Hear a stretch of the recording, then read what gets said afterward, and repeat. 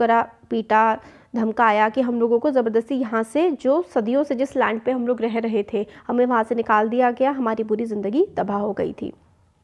फिर आगे इसमें बताते हैं, फिर दादाजी बच्चों को बताते हैं कि उनको अपना जो है लैंड वगैरह सब बेचना पड़ा और लगभग 30 एकड़ का उनके पास लैंड था और उससे बहुत ही कम पैसे उनको कॉन्ट्रैक्टर से मिले। और जो फ्रेंड उनके वहाँ पर गांव में थे, उन्होंने उन फ्रेंड्स को दोबारा कभी नहीं देखा। मनी जब वो सिटी में आए, पैसा जो उन्हें कॉन्ट्रैक्टर से मिला था वो बहुत ही कम समय तक रहा और उनके पास कोई भी जीवन जीने का ज़रिया नहीं बचा था। वो छोटे छोटे कमरों में रहे रेंट पर और केयर फ्री जो लाइफ थी उनकी वहाँ पर जंगलों में, उड़ीसा में जब वो रहते थे इतने ओपन स्पेसेस में, वो सब कुछ ख़त्म हो चुका था। फिर ये बताते हैं कि दादाजी कुछ सालों बाद तुम्हारे फादर को दिल्ली में जॉब मिल गई और हम लोग यहाँ पर आ गए। काफ़ी ज़्यादा डिफ़िकल्ट समय था और हमारे लिए जब हम दिल्ली शिफ्ट हुए थे और इसलिए कई सालों तक तुम दोनों स्कूल भी नहीं जा पाए थे।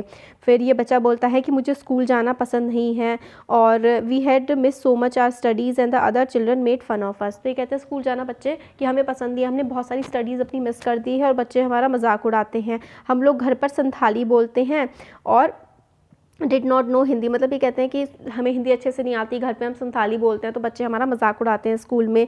फिर ये बोलते हैं कि बट बच्ची बोलती है कि अब मेरे कुछ फ्रेंड्स बन गए हैं और अब मैं इंग्लिश भी बोलना सीख रही हूँ।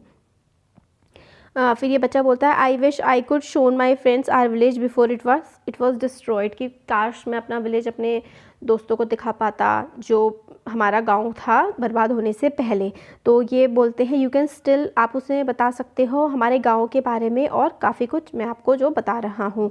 फिर ये बच्ची बोलती है one day I will make movie on this story, art story, the Adivasi story. तो ये कहती है कि एक दिन मैं अपनी स्टोरी पे, जो आपने हमें स्टोरी बताई है उस पर हम मूवी बनाएंगे।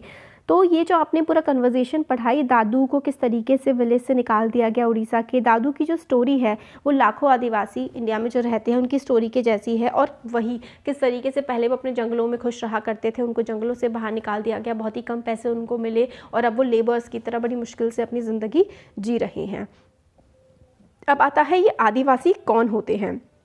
तो आदिवासी टर्म जो लिटरली मिला है, निकलता है, इसका मतलब होता है ओरिजिनल इनहेबिटेंट्स। आदिवासी मतलब जो उस जगह के असली रहने वाले लोग हैं। ये कम्युनिटीज़ जो कि उस पर्टिकुलर जगह पर कई सालों से रह रहे हैं, उनके क्लोज एसोसिएशन हैं जंगलों के साथ, मतलब वो जंगलों के आसपास के गांव में रह रहे हैं और जंगलों के बारे में, पेड़ों के बारे में उनको काफ़ी अच्छी नॉलेज होती है।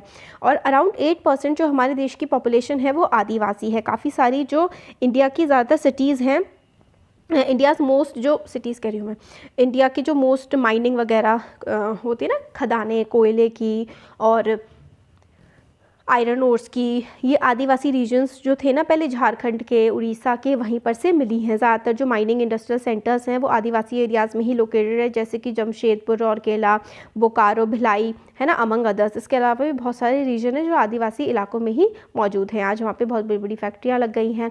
आदिवासी जो है वो कोई होमोजेनस एक जैसी पॉपुलेशन नहीं है। लगभग